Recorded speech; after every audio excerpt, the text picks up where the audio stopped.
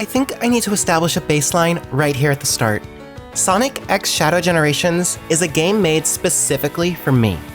Sonic Adventure 2 was my favorite childhood game, and 2005's Shadow the Hedgehog released when I was 12 years old, meaning I was old enough to know that it was considered a bad game, but young enough that I've never actually disliked it. Shadow is one of my favorite video game characters, and I could not be happier to see him headlining a brand new game again. Of course, I understand how unhinged I sound. Shadow hasn't had a starring role in a well-regarded game since his very first appearance, and even then, Sonic Adventure 2 has only grown more divisive with age. But despite my obvious bias, I think there's still good reason to give Sonic X Shadow Generations a try, since it also happens to be one of the most polished and confident games Sonic has had in decades. Before we get to Shadow, how does the original Sonic Generations hold up 13 years later? I've long believed that this is the best 3D Sonic game, an opinion that I had reaffirmed by regularly going back to it plenty of times over the years. Sonic Generations is split down the middle between classic Sonic gameplay that faithfully recreates how Sonic felt back in his Genesis adventures, and modern Sonic gameplay that follows up on the behind-the-back boost-style gameplay that was codified in Sonic Colors. Generations is the game that originally got me interested in speedrunning, and I have fond memories of sitting in my freshman dorm replaying Chemical Plant Zone Act 2 over and over for hours on end, grinding out the fastest time I could possibly get.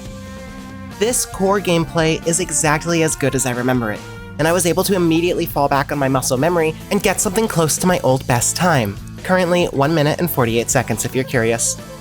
Unfortunately, being forced to play a fresh save file where I needed to unlock all the stages first has revealed a harsh truth. For much as I love playing through Generations stages, I kind of hate every minute of this game that you're not doing that. Right off the bat, the story is pretty bad. The plot is paper thin with cutscenes that take a long time to say very little. Literally, since dialogue is paced awfully with long pauses between lines. The script has been punched up a bit by the longtime writer of Sonic's popular comic book tie-in, Ian Flynn, but since the cutscenes have not been reanimated at all, there was only so much he could do.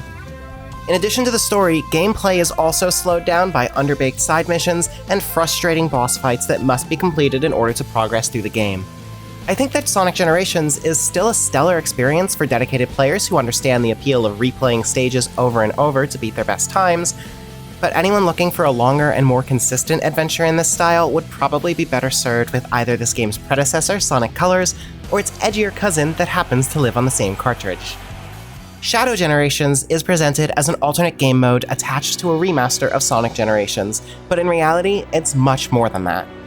It's immediately clear as soon as the game begins that this is not running the same gameplay engine as Sonic's half of the package. It'd be more accurate to say that Shadow Generations is a brand new sequel to Sonic Generations with a remaster of the original packed in. As a sequel, much of the game's concept and structure is the same, a mix of behind-the-back and side-scrolling gameplay taking place in recreations of beloved stages from past games, but this is far from a reskin with a few new levels. Shadow brings a collection of new abilities with him to add more depth to what has become a tried-and-true formula for 3D Sonic. The most obvious change is the addition of Shadow's Chaos Control, which allows him to stop time and teleport between opponents in lieu of a homing attack. Do not correct me in the comments, the lore is not consistent on whether Shadow's teleportation is Chaos Control. But the real spotlight goes to the Doom powers granted by his connection to the villainous Black Arms.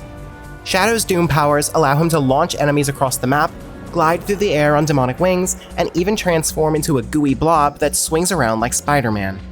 These powers add a lot of variety to the challenges that you'll face throughout the game, and the glide ability can make such a substantial difference to platforming that each level has separate speedrun rankings for whether it was enabled or not. In addition to these new abilities, Shadow Generations also greatly improves on Sonic Generations' weakest aspects.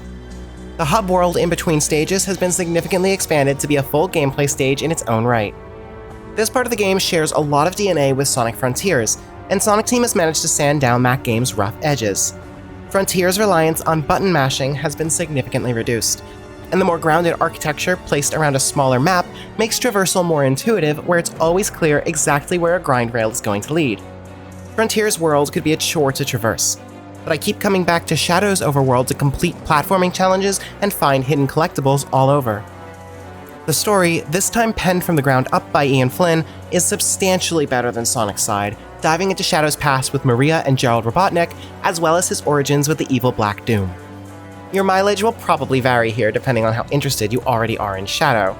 If you think Shadow is as cool as I've always known he is, then this very well may be the best story that a Sonic game has ever told. If you're normal and see Shadow for the underdeveloped edgelord he's always been, then it probably won't mean as much to you.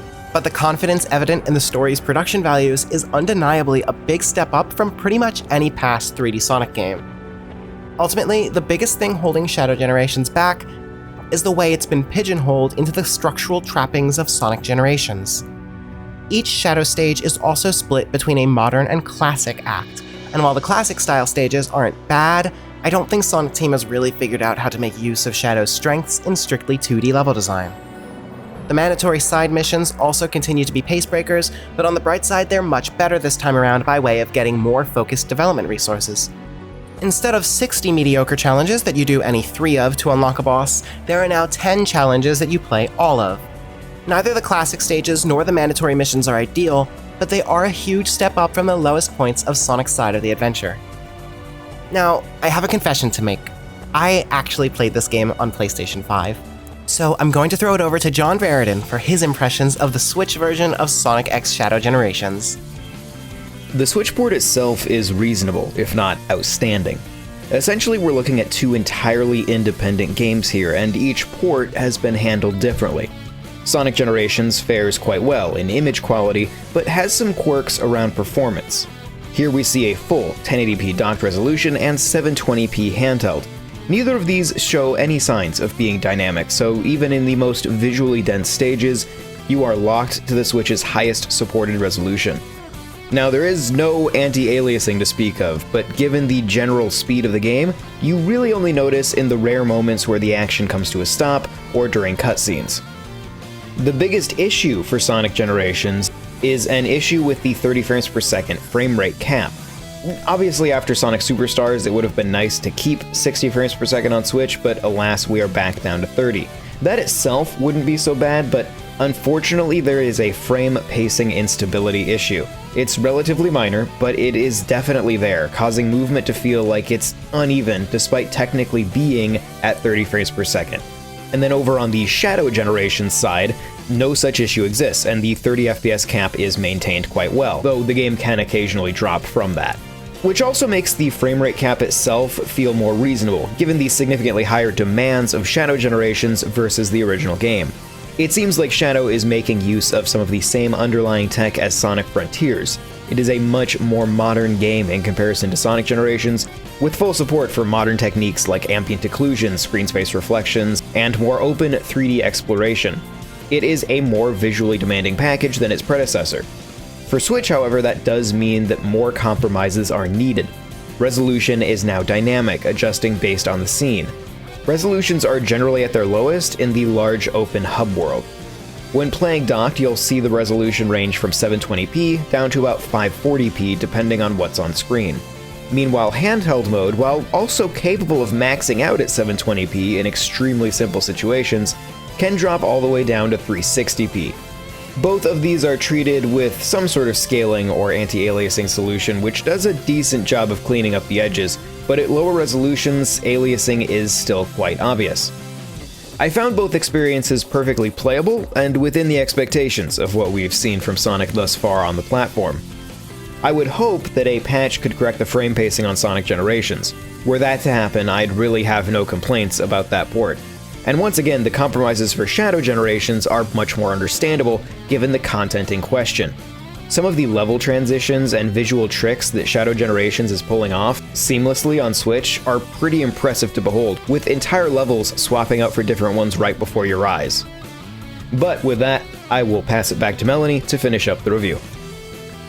It's difficult for me to come up with a conclusion for Sonic X Shadow Generations as a package, given how different an experience each half of the game is from the other.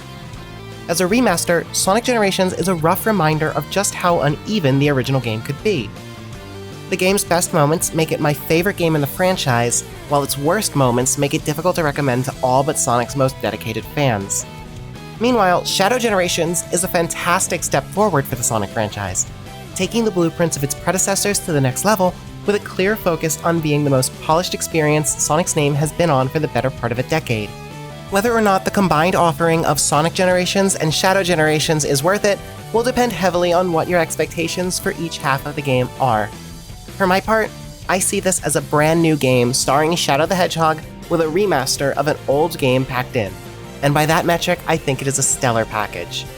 Sonic X Shadow Generations may spend a lot of time looking at the franchise's past, but it represents the best I've felt about its future in a very long time.